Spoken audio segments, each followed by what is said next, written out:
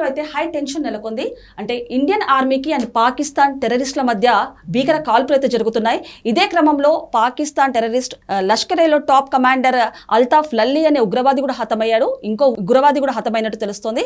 మరి అదే క్రమంలో అసలు కాశ్మీర్లో ఏం జరుగుతుంది, ఏం జరగబోతుంది, దీని గురించి తెలుసుకోవడానికి మనతో పాటు సీనియర్ అనలిస్ట్ శ్రీనివాస్ గారు ఇప్పుడు మనతో ఉన్నారు. నమస్తే సార్. నమస్తే సార్. మరి చూస్తున్నాం కాశ్మీర్లో అయితే ఒక హై టెన్షన్ నెలకొంది. అంటే ఇండియన్ ఆర్మీకి మరి పాకిస్తాన్ టెర్రరిస్టుల మధ్య ఒక భీకర కాల్పులు అయితే జరుగుతున్నాయి. మరి దీనికి సంబంధించి లష్కరే తోయిబా టాప్ కమాండర్ అల్తాఫ్ లల్లీ అనే ఉగ్రవాది కూడా హతమయ్యారు. అలాగే అదే క్రమంలో మన ఇండియన్ ఆర్మీకి కూడా కొన్ని గాయాలైనట్టు తెలుస్తుంది. అసలు ఏం జరుగుతుందంటారు సార్ కాశ్మీర్లో? అంటే అనవసరంగా రెచ్చగొట్టడమా, పాకిస్తాన్ కవ్వింపు చర్యలకు ఎందుకు పాల్పడతాను? అసలు ఇప్పుడు యుద్ధం అవసరమా? ఇప్పుడు యుద్ధం కనుక జరిగితే ఎవరికి నష్టం? ఇవాళ భారతదేశం ఇవాళ ఆర్థికంగా కానీ, పారిశ్రామికంగా కానీ, వ్యవసాయకంగా కానీ మీతో పోల్చుకుంటే చాలా గట్టిగా బలంగా వైమానిక దళం, నౌకాదళం, ఆర్మీ ఇవాళ అన్నిటిల్లో రక్షణ సంపత్తి కానీ, వీళ్ళకు ఉన్నటువంటి అన్ని రకాల ఆయుధాలు కానీ ఎందుకు ఇవాళ కాలు దువ్వుతోంది పాకిస్తాన్? ఇప్పుడు నిన్న జరిగిన ఉగ్రదాడి పహల్గాం, అది ప్రజల మధ్య వచ్చినది కాదు. అది కేవలం ఏంటి, లష్కరే తోయిబా అది కాస్త రూపాంతరం చెంది ద రెసిస్టెన్స్ ఫ్రంట్ అని పెట్టుకుని అసలు వాళ్ళని ఫ్రీడమ్ ఫైటర్స్గా వర్ణించటం. అంటే భారత్ యొక్క సత్తా తెలిసి కూడా వాళ్ళ గొవ్వి వాళ్ళే తీసుకుంటున్నారు అని చెప్పచ్చా? అంటే లేపి దండించుకోవటం అవుతుంది. ఒక రకంగా చెప్పాలంటే ఇప్పుడు దాన్ని ఖండించాలా, ఉగ్రదాడి ఎవరికి పాల్పడినా ఖండించాలి. ప్రపంచం మొత్తం ఖండిస్తే పాకిస్తాన్ ఉప ప్రధాని ఏమంటారు, పాకిస్తాన్ రక్షణ మంత్రి ఏమంటారు? అంటే టెర్రరిస్టులను మీరు ఫ్రీడమ్ ఫైటర్స్గా మాట్లాడుతున్నారంటే దాని వెనుక అతనే అన్నాడు, ఒప్పుకున్నాడు. ఏమని? రక్షణ మంత్రి మేము చెత్త పని, ఈ చెత్త పనులన్నీ అమెరికా మాతో చేపిస్తోంది అంటున్నాడు. అదొక కుట్ర. ఒకవైపు ఒప్పుకుంది రక్షణ మీరు అన్నట్టు, ఇంకో వైపు అయితే పాకిస్తాన్ ఫారిన్ మినిస్టర్ కావచ్చు ఓపెన్గా ఆయన ఒక స్టేట్మెంట్ ఇచ్చారు సార్. అంటే సింధు జల ఒప్పందం కనుక రద్దు చేస్తే పాకిస్తాన్తో యుద్ధానికి కాలు దువ్వినట్టే అన్నట్టు కూడా ఆయన ఒక సంచలన వ్యాఖ్యలు చేశారు. పాకిస్తాన్ ఫారిన్ మినిస్టర్ అయ్యండి, ఉగ్రవాదం పక్కన పెడితే ఒక పాకిస్తాన్ ఫారిన్ మినిస్టర్ దీన్ని ఖండించాల్సింది పోయి ఆయనకి సపోర్ట్ చేస్తూ ఇలాంటి వ్యాఖ్యలు చేశారు. దీని అంటే బిలావర్ భుట్టో కూడా ఏది సింధు జలాలు కనుక ఆగితే జలాల్లో రక్తం బారిస్తామన్నమాట. అవును. అంటే వీళ్ళ అక్కడ నాయకులు, వీళ్ళ అక్కడ పాలకులు, ఏం తేడా ఉంది పాలకులకి ఉగ్రవాదులకి మధ్య? మనకేం తేడా కనపడతలేదు. లష్కరే తోయిబానే వాళ్ళ పాకిస్తాన్ పాలిస్తున్నట్టుగా కనపడతారు. అంటే ఇప్పుడు లష్కరే తోయిబా, రెసిస్టెన్స్ ఫ్రంట్, ఈ టెర్రరిస్టులాగా మీరు మాట్లాడుతున్నారంటే రక్షణ మంత్రి, విదేశాంగ మంత్రి, ఉప ప్రధాని, లేకపోతే ఇతను కాబోయే ప్రధాని, అసలు ఏం జరుగుతుంది పాకిస్తాన్లో? ఇప్పుడు ఒకవైపు ఆర్థిక సంక్షోభం, రూపాయి విలువ దారుణంగా పడిపోయింది, నిరుద్యోగం విపరీతంగా పెరిగిపోయింది, నిత్యావసరాల ధరలు పెరిగిపోయాయి. అసలు హైయెస్ట్ ఇన్ఫ్లేషన్ గత 10 ఏళ్లలో నిరుద్యోగం 7% పెరిగింది. అంటే వాళ్ళ రూపాయి విలువ దారుణంగా పడిపోతారు. అంటే మీరు అక్కడ మీ వైఫల్యాలను అడ్రస్ చేయకుండా, సమస్యలను పరిష్కరించకుండా, పాకిస్తాన్ ప్రజల జీవన ప్రమాణాలు పెంచకుండా కేవలం భారత బూచిని చూపించి ఇక్కడేదో అస్థిరత క్రియేట్ చేయాలనో, భారతదేశం భూభాగాన్ని ఏదో దెబ్బతీయాలని, అక్కడ అంతర్గతంగా డిస్టర్బెన్స్ క్రియేట్ చేయాలన్న దుగ్ధ. అంటే ఇప్పుడు ట్రంప్ వ్యాఖ్యలు, మొన్న ట్రంప్ వ్యాఖ్యలకి నిన్న ట్రంప్ వ్యాఖ్యలకి తేడా.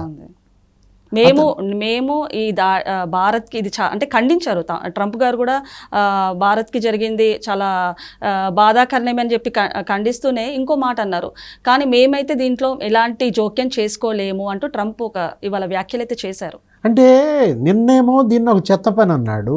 ఏది, మేము భారత్కి మద్దతుగా ఉంటాం, ఉగ్రదాడి ఎక్కడ జరిగినా కూడా బాధితుల పక్షమే మేమంటూ ప్రధాని మోడీకి, భారత ప్రభుత్వానికి సంఘీభావం ప్రకటిస్తున్నానన్న ట్రంప్ ఇవాళ ప్లేట్ ఫిరాయించడం ఏంటి? ప్లేట్ ఫిరాయించడం అంటే ఆయన మాట్లాడుతూ ఇద్దరూ మాకు దగ్గరే అనడం. అంటే దీన్ని మీరు వ్యాపారంగా చేసుకోవాలనుకుంటున్నారా? ఇప్పుడు అమెరికా పాకిస్తాన్ యుద్ధాన్ని మీరు సిద్ధం చేసి మీరు మీ ఆయుధాలు అమ్ముకునే వ్యాపార ఎత్తుగడ మనకు అదే కనపడుతోంది. ఏంటి, వాడు మా దగ్గర మిగ్ ఫ్లైట్స్ కొంటాడు, వీడు మా దగ్గర మిగ్ ఫ్లైట్స్ కొంటాడు, ఇద్దరు ఒకళ్ళ మీద ఒకళ్ళు బాంబులు వేసుకుని ఇద్దరు నాశనం అవుతారు. ఏం కోరుకుంటున్నారు అంటే రష్యా ఉక్రెయిన్ యుద్ధం అదేదో సమసిపోతోంది, చివరి దశకు చేరుతోందని సంబరపడే లోపు భారత్ పాకిస్తాన్ యుద్ధం. అంటే ఇది ఎవరు? ఇదంతా కూడా ఒక రకంగా చెప్పాలంటే ఈ రక్షణ ఆయుధాలు విమానాలు అమ్ముకునే వ్యాపార దేశాల యొక్క కుట్రగా చూడాలి దీన్ని. ఇంకొకటి సార్, అంటే మానవత్వం మనది, దానవత్వం వాళ్ళది, మరణమా శరణమా చాయిస్ పాకిస్తాన్ది అంటూ ఇవాళ మోదీ గారి ధోరణి చూస్తే తెలుస్తుంది. సో ఏమంటారు సార్, అంటే మోడీ గారు ఈ ఇష్యూని చాలా సీరియస్గా తీసుకున్నారంటారా? అంటే ఆయన ఎట్టి పరిస్థితుల్లో ఉపేక్షించే ప్రసక్తే లేదన్నాడు. ఈ ఉగ్ర దాడికి పాల్పడినటువంటి ఆ నిందితులందరినీ కూడా ఏరివేస్తామన్నాడు. ఆ ఉగ్రదాడి నిందితులే కాదు, ఉగ్ర దాడికి ఆశ్రయం ఇస్తున్న భూభాగాన్ని కూడా నాశనం చేస్తానన్నాడు. అంటే తను సిద్ధంగా ఉన్నాడు. ఏది, ఒకవేళ వాళ్ళు యుద్ధమే కోరుకుంటే యుద్ధానికి కూడా ఇవాళ మోడీ ప్రభుత్వం సిద్ధంగా ఉన్న నేపథ్యంలో మొత్తం పారామిలిటరీ బలగాలన్నిటికీ కూడా సెలవులు క్యాన్సిల్ చేశారు. అటు గుజరాత్, అటు అరేబియా జలాల్లో కూడా నౌకలన్నీ సిద్ధం చేశారు, వైమానిక దళాన్ని సిద్ధం చేశారు. మనం చూసాము ఏది, ఆ మొత్తం భారతదేశ సరిహద్దులు, కాశ్మీర్ అంతా కూడా ఇవాళ భారత భూభాగాన్ని కోల్పోవడానికి సిద్ధంగా లేదు. నెక్స్ట్ కాశ్మీర్లో ఈ విధమైనటువంటి ఈ అరాచకాలని సహించడానికి సిద్ధంగా లేదు. ఒకవైపు ఏమో కాశ్మీర్ పునర్నిర్మాణంలో అక్కడ రాష్ట్ర ప్రభుత్వం కేంద్ర ప్రభుత్వం కలిసి పనిచేస్తున్నారు. ఇప్పుడు ఫరూక్ అబ్దుల్లా, ఉమర్ అబ్దుల్లా వాళ్ళందరూ కూడా ఇవాళ స్పెషల్గా ఒక తీర్మానం కూడా ఆమోదించిన పరిస్థితుల్లో దేశంలో ఉన్న ముస్లింలందరూ కూడా ఇవాళ కేంద్ర ప్రభుత్వానికి సంఘీభావంగా ఉన్నారు. అసదుద్దీన్ ఓవైసీ నిన్న చూసాం. అంటే ఏంటి, మొదటి నుంచి కూడా వీళ్ళంతా ఈ దేశ ముస్లింలు, ఈ దేశంపై దాడిని ఇక్కడ ముస్లింలు సహించరు. అంటే వీళ్ళని అడ్డం పెట్టుకుని ఇక్కడేదో వాళ్ళు పునరావాసం పొంది ఇక్కడేదో అల్లర్లు సృష్టించాలనుకుంటే ఇప్పుడు భారత ప్రభుత్వం ఏం చేసింది, 14 రకాల వీసాలు రద్దు చేసింది. అమిత్ షా కూడా రాష్ట్రాల్లోని ఆల్ సీఎంస్కి కూడా ఒక విజ్ఞప్తి చేసినట్టు తెలుస్తుంది. అంటే హైదరాబాద్లో సీఎం రేవంత్ రెడ్డి గారు కూడా హైదరాబాద్లో ఎవరెవరైతే పాకిస్తాన్ పౌరులు ఉన్నారో వాళ్ళని తరిమేయాలంటూ కూడా ఒక ఆదేశాలు జారీ చేశారు. వాళ్ళకి ఒక డెడ్ లైన్ పెట్టారు, ఫలానా 27వ తారీఖులోపు మీరు వెళ్ళిపోవాలా ఇక్కడి నుంచి, 29వ తారీఖులోపు మీ వ్యాపారాలన్నీ బంద్ చేసుకుని వెళ్ళిపోండి అంటూ ఇంకొక 2 రోజుల సమయం ఎక్స్ట్రా వాళ్ళకి ఇచ్చారు. అంటే మొత్తం భారతీయులు కూడా తిరిగి వచ్చేస్తున్నారు. అసలు ఇవాళ కాశ్మీర్ పర్యాటకంపై దెబ్బ, కాశ్మీర్ వెన్ను విరిచే కుట్రగా దీన్ని చూడాలి. ఇప్పుడు సింధు జలాలు ఇవాళ నిలిపేస్తామన్నారు, నిలిపేశారు. దానికి మీరు అలా రెచ్చగొడితే అంటే రక్తం బారిస్తామంటే ఇక్కడ భయపడే వాళ్ళు ఎవరున్నారు? దీనివల్ల ఏం జరుగుద్ది, మీరు రక్తం బారించడం కాదు, ముందు మీ ఊపిరి ఆగిపోతుంది. సింధు జలాలు ఆగిపోవటం వల్ల ఇవాళ ఏంటి, వ్యవసాయమే అక్కడ ప్రధాన ఇది. 34% వర్క్ ఫోర్స్ పాకిస్తాన్లో వ్యవసాయంపై ఆధారపడి ఉంది. పాకిస్తాన్ జీడిపిలో ఇవాళ 22% నీకు అగ్రికల్చర్. సట్లెజ్, రావి, బియాస్ మొత్తం ఈ సింధు ఉపనదులన్నీ కూడా ఆగిపోతే ఏం పండిస్తారు? చివరికి అక్కడ ఆకలి చావులు తప్పవన్నమాట. అంటే మీరే మీ అంతటా మీరే మీ గుంత మీరు తీసుకుంటున్నారు. అలాగే మరి పాకిస్తాన్లో ఒక ఉగ్రవాది అయితే సంచలన వ్యాఖ్యలు చేశారు సార్. అంటే పాక్కు నీరు ఆపితే మోదీని శ్వాస ఆపుతామంటూ కూడా రెచ్చగొట్టే వ్యాఖ్యలు చేశారు. అంటే ఓపెన్ స్టేట్మెంట్, ఓపెన్గా ఒక ప్రసంగంలో ప్రసంగించారు ఆయన. ఇవన్నీ ఉడతూపులు. ఈ ఉడతూపులకి భారత్ భయపడే ప్రసక్తే లేదనమాట. ఇప్పుడు పిలావర్ భుట్టో మాటలు కావచ్చు, లేదు ఈ ఉగ్రవాదుల మాటలు కావచ్చు, సింధులో రక్తం బారిస్తామంటే నీళ్లు రావు, రక్తంతో వ్యవసాయం చేస్తావా, చేసుకో అంటే రక్తపు కూడే తినాలనుకుంటుందా పాకిస్తాన్? ఇవాళ నువ్వేం కోరుకోవాలి, నీళ్లు కోరుకోవాలి. సింధు జలాల ఒప్పందం అదేంటి, దానికి ప్రతిచర్య తప్పదంటున్నాడు అక్కడ ఉప ప్రధాని. ఇది యుద్ధ చర్య అంటున్నాడు. ఏది యుద్ధ చర్య? సింధు జలాలు నిలిపేయటం యుద్ధ చర్య ఎలా అవుతుంది? ఇప్పుడు పహల్గామ్లో ఉగ్రదాడి యుద్ధ చర్య, 28 ప్రాణాలు, పర్యాటకుల ప్రాణాలు బలి తీసుకోవటం యుద్ధ చర్య. ఏది యుద్ధ చర్య, ఏది ప్రతిచర్య కూడా తెలుసుకోవాలా? నీళ్ళు ఆపితే రక్తం బారిస్తామంటే రక్తంతో వ్యవసాయం చేస్తారా? చేయండి. ఆ రక్తపు కూడే మీ ప్రజలకి తినబెట్టండి. సరే, ఇది ఇంకొకటి చూసుకుంటే అంటే పాకిస్తాన్కి సంబంధించిన వాళ్ళు వీళ్ళు ఇట్లా స్టేట్మెంట్స్ ఇస్తే గనక మన ఇండియాలో ఉన్న అస్సాం ఎమ్మెల్యే కూడా పాకిస్తాన్కి వత్తాసు పలుకుతూ ఆయన మాట్లాడారు. అంటే పాకిస్తాన్ చేసింది కరెక్టే అన్నట్టు ఆయన మాట్లాడారు. అస్సాం ఎమ్మెల్యే కూడా ఆయనను కూడా అరెస్ట్ చేయడం జరిగింది. సో ఏమంటారు? ఇలాంటి వాళ్ళే అతి ప్రమాదకారులు.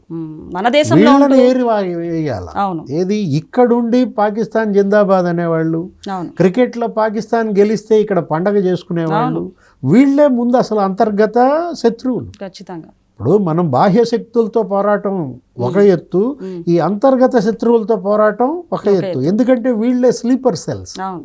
మనం చూసాం గతంలో హైదరాబాద్లో దిల్సుఖ్ నగర్ బాంబు పేలు, గోకుల్ చాట్. ఎందుకంటే ఇక్కడ ఏ విధంగా భారతదేశంలో ఒక అంతర్గత అలజడి సృష్టించటం, ఇక్కడ ప్రజాస్వామ్యాన్ని కూలదోయటం, ఇక్కడ అస్థిర ప్రభుత్వాన్ని తీసుకురావాలన్న ప్రయత్నాలు మనం చూసాం. కాకపోతే ఈ ఉగ్ర దాడులు మోడీ ప్రధాని అయిన తర్వాత మరణాలు తగ్గిపోయాయి.